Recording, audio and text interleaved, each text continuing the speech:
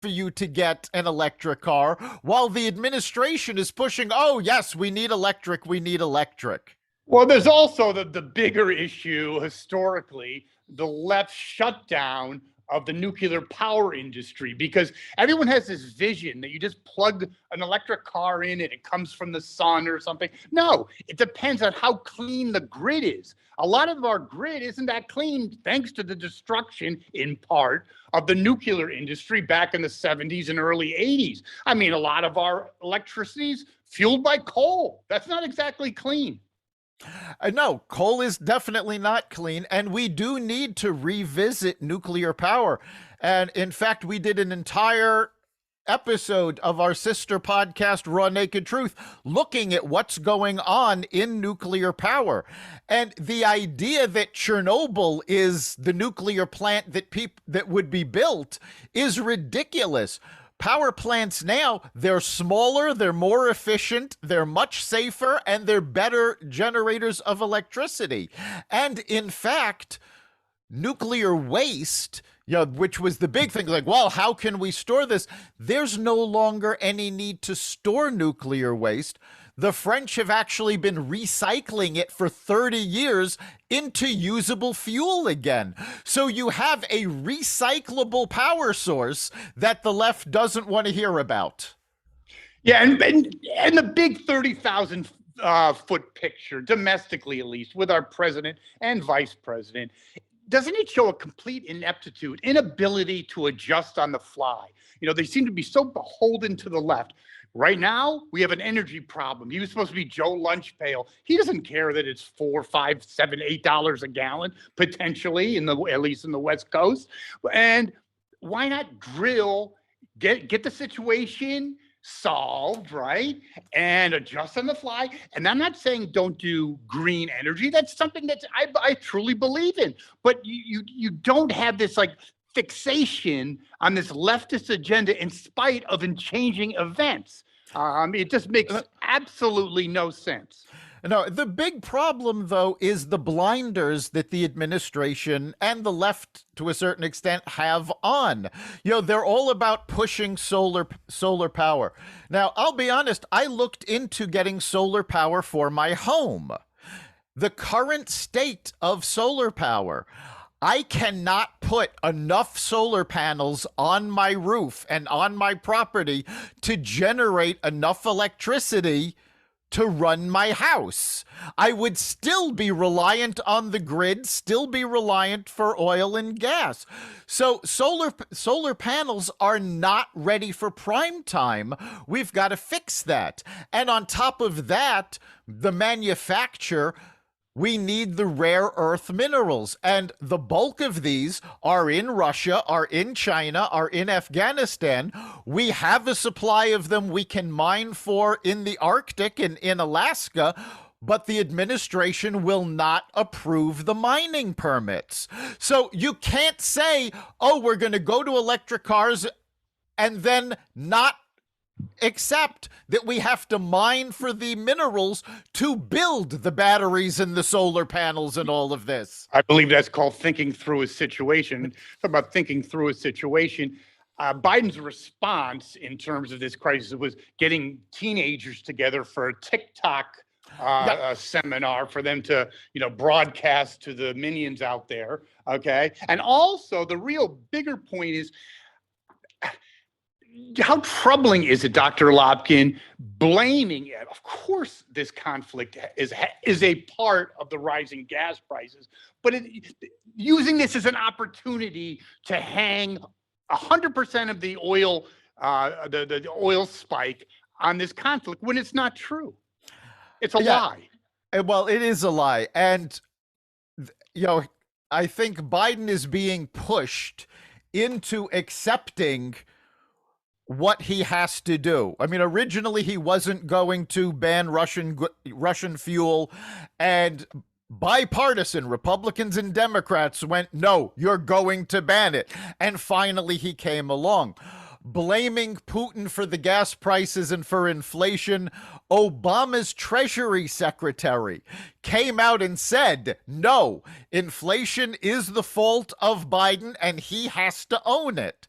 So It's the Democrats that are coming out and saying, no, you know, and let's be honest about this. A lot of the reason they're coming out against Biden is because they don't want to lose their re-elections in November.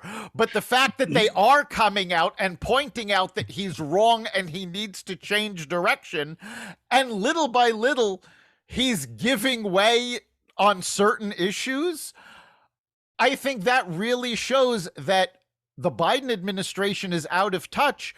But there is a big part of the Democratic Party. And honestly, I think that part of the party is led by Joe Manchin and Kristen Sinema that realizes the party is in trouble if they don't listen to the American people. No question. Manchin, I heard him on an interview the other day. He was talking about energy independence. He was talking about all the things we say on this podcast and other conservative media does. I think, good. This is a question, for food for thought. Does this spark I'll say, more centered revolution in the Democratic Party? I think it does. I think it's very possible. I mean, we've spoken about this on past podcasts, how Bill Clinton, in his first 2 years in office, was the darling of the left. And when he got shellacked in the midterms, went, okay, we have to switch direction. We have to move towards center. So there is precedent for a left-leaning administration to start listening to the American people and switch towards the center and work towards more bipartisan goals. Now, will it happen this time? I hope so. I don't have a lot of faith that he wants to change, but hopefully they'll realize they don't have a choice. They have to listen to the people who elected them. Personally, I think he's and his administration is 100% incapable of that. My real point was Manchin, Sinema, and others being the nucleus for a more centered rebirth of the Democratic Party. It's gone the AOC squad for survival alone, for electability. You looked at what happened in the early 70s with the silent majority. I mean, you're looking at an implosion, which is going to be reflected in the midterm. So Biden and his administration, zero hope in them changing at all. I was more thinking about the Democratic establishment overall.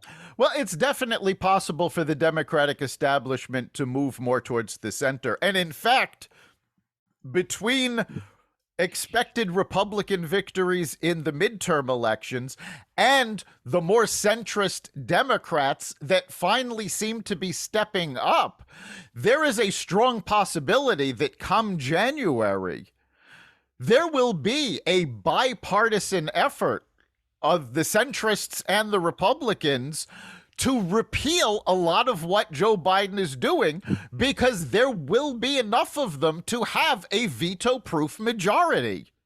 No question. It'll be exciting time. My last little point, Dr. Logan, by the way, amazing interview, great show, like really groundbreaking, is that, you talk about the political upheavals and turmoil in the Democratic Party with Manchin and Sinema, but you also have it in the media. You have liberal from the Comedy Central turning on Biden. You have others, noteworthy liberals in the entertainment industry. Bill Maher had in his show said, no, inflation was happening before this war. So things are happening. Yeah. I mean, a lot of people, unfortunately, get their news from entertainers. Bill Maher has stepped up. He has called out Joe Biden when he's lied. Trevor Noah, on a recent Daily Show, actually said that the odds are none of this would have happened had Trump been reelected. Now, Trevor Noah, aside from being, fairly liberal, he hated Trump. So the folks in the media are starting to realize, you know what? Not only did we back the wrong horse, we can't cover for him anymore. We've got to start bringing America back together, because even though Biden campaigned that he was going to unite the country, he has actually done more to tear it apart. And I think there's an underlying selfish and financial issue as well. The country does not support him. Wrong direction, right direction. I think wrong direction's in the high 60s. That's unheard of. So I think for their own survival, you'll see when the transition happens at CNN, it's going to be, I believe, a more centrist type of media outlet. And I think, it's just for their very survival. Yeah, in a recent poll, only 23% of Americans thought we were going in the right direction. So when you have that many people saying, no, this is wrong, yeah, people start going, all right, you know what? We better start listening. Well, we talk about Biden not having an accomplishments. That's a pretty big accomplishment in my lifetime, 23% going in the right direction. I mean, they interview squirrels sometimes, my God. Well, great show, Dr. Lopkin. Thanks for that great interview. Thank you. It was great that we were able to get them. And we are going to keep the lines of communications open with these folks. So hopefully we'll be able to get them back and get updates on what's going on periodically. Thank you, Dr. Lopkin. And thank our listeners. You can catch us every week at the Carnivore Radio website, xvadio.com/podcasts, Apple Podcasts app, Google Podcasts, Spotify, iHeartRadio, Stitcher, Audible, Amazon Music, and wherever you find podcasts. And if you've got a topic you'd like us to look into, you can connect to us at xvadio.com/connect. Thank you, Dr. Lopkin. Thank our listeners. Take care. We'll see you next time.